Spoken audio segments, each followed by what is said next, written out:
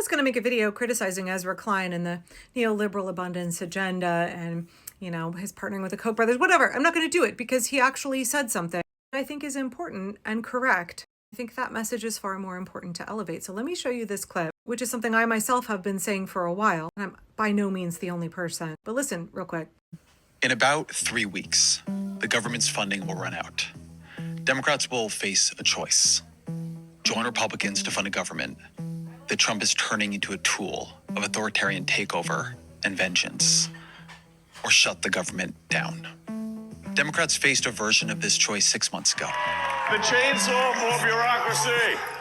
We were in the full muzzle velocity stage of the presidency. More mass firings in the U.S. government. Froze federal funding on projects across the country. He is taking retribution. The law firms have to behave themselves. Sweeping tariffs. But why Canada?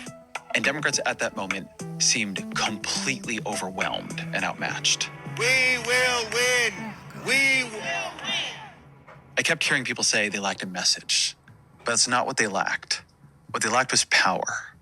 They didn't have power. They didn't have the House or the Senate, but they did have one sliver of leverage. In order to fund the government, Senate Republicans needed Democratic votes, not just 1 or 2 votes. They needed at least 7 Democrats. Okay, that's enough of Ezra. You could go watch the whole thing. It's like 15 minutes on New York Times Opinion TikTok if you want to. I can only stomach so much Ezra. Anyway, back in March, a ton of us, including a number of grassroots organizations like Indivisible, were screaming for the Democrats to use their only point of leverage, their only point of power, which were the 60 votes in the Senate that the Republicans needed in order to pass the continuing resolution and to keep the government open. We heard from Hakeem Jeffries after the election, like, oh, what do you guys want us to do? We don't have any power. You should have elected Democrats to be the majority if you wanted us to get something done. We're in the minority. We can't do anything. We're weak. We're powerless, which is, first of all, bullshit. I've talked about that a bunch, how the minority party can absolutely leverage. Republicans do it all of the time when they're in the minority. In particular, when it came to this 60 votes in March, Democrats had a chance to hold the line, and they failed. They bailed on all of us. And we could talk about the reasons why that was. Whether Chuck Schumer and others caved because their wealthy corporate donors were telling them, like, this is going to be real bad business for us. The second possibility, and this is what I think, is that Democrats, when Republicans get power, they like to do this thing where they say, okay, we're going to sit back and just let you go ahead and fuck shit up. We're going to let you get your way. We're going to let you implement all of your horrible policies, screw up the economy, and you'll piss off all the voters, and then they'll come running back to us. They're just going to scurry back to us in the midterms, and then we're going to win. Right? Back in March and even today in September 2025, establishment Democrats, the leadership in the Democratic Party, they act like this is business as usual. They act like this is just your typical politics. Let Republicans wreck everything and the voters will fix it in the midterms. We don't have to actually do anything. We just have to not stand in the way of Republicans implementing their terrible policies. And then we will be the lesser of two evils and all the voters will adore us, vote us back in power, and we can do what we want. That's their whole strategy. That has been their strategy thus far. And we are seeing too many in power who still think that that is a viable strategy. Despite a number of progressives in the party, despite grassroots movements, despite experts in authoritarianism, despite historians all saying, we cannot wait for the midterms.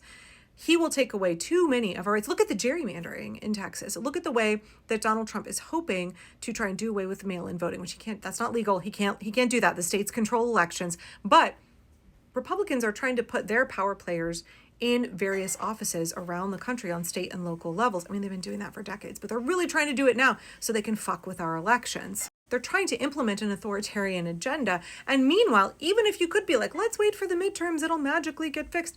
Hundreds of thousands of people are suffering. Hundreds of thousands of people have died already, mostly little children. And this tactic of let's sit on our hands and then the voters will come running back to us when Republicans make them miserable. What a terrible, terrible strategy. Why would you not want to help your constituents? Why would you not fight to make a better world? Why would you not fight for the rule of law? It's just that this is what Chuck Schumer, he needs to go.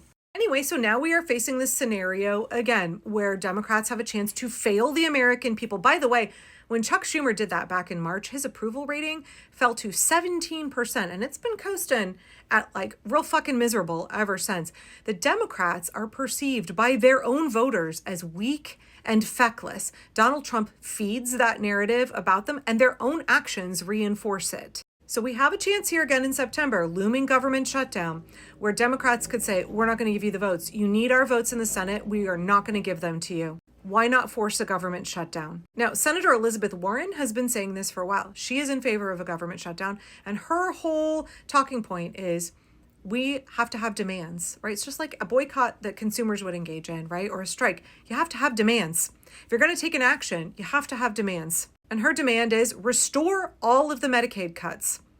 Restore all of that funding. Everything you put forward in the big, beautiful bill, take it all out. Otherwise, we're fucking shutting down the government. I think that is a fantastic ask. The American people need to see that Democrats are on their side. They need to see that Democrats are willing to play dirty. And this isn't even playing dirty, y'all. This is just following procedure. They have to have a demand, and it has to be a demand that the American people want. What Donald Trump and the Republicans have done to Medicaid is overwhelmingly unpopular. Americans need Medicaid restored, and yet we see establishment Democrats who are like, no, let these Medicaid cuts go through, because then those voters will get real angry and they'll vote for Democrats in the midterms, except most of those cuts will not be felt by most Americans until after the midterms. That's how Republicans scheduled it, right? Most of it rolls out after the midterms, even though some of the hurt is already being felt now. But Elizabeth Warren is like, no, y'all, restore the Medicaid cuts or we're fucking shutting down the government.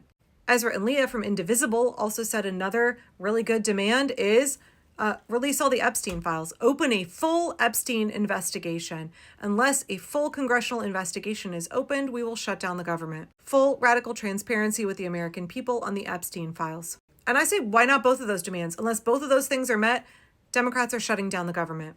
We are still seeing lily-livered chicken shit establishment Democrats who are like, no, guys, we can't do that. We can't do that. So now is the time to get on the horn with your Democratic elected official. Whether it's your senators or your rep, you need to be calling them and say, shut the government down. You should have shut it down in March. Look at how much more harm has been caused since then. You have to get in the way of the fascists. You have to use the power that is available to you to advocate for the American people. It's not so hard to spin it, y'all, or to accurately portray it. This government shutdown will be happening because of the Republicans, because of their failure to protect Medicaid, because of their insistence on being complicit in a cover-up when it comes to the Epstein files. The government will be shutting down. This is Republicans' fault. Get fucking on top of the messaging and get control of the situation. Use the power, the tools, the leverage at your disposal and do something. Because, hey, Democrats, the 2026 midterms, it's not just the general election. There's a primary first. There's a primary. And there are an awful lot of young, fresh voices who are willing to fight for the American people, who are perfectly happy to primary you. And I guarantee you there is the appetite among the electorate to vote your asses out. So that's my 2 cents. That's what I think should be happening. Yep, we should have a government shutdown. If Republicans are not willing to restore Medicaid, if they're not willing to do a full investigation into the Epstein files, then they're responsible for this shutdown. Democrats have got to learn to be strategic. They've got to learn to be tenacious. They've got to learn to be ruthless, or we need to get rid of them. We cannot have a repeat of March. Y'all, we can't.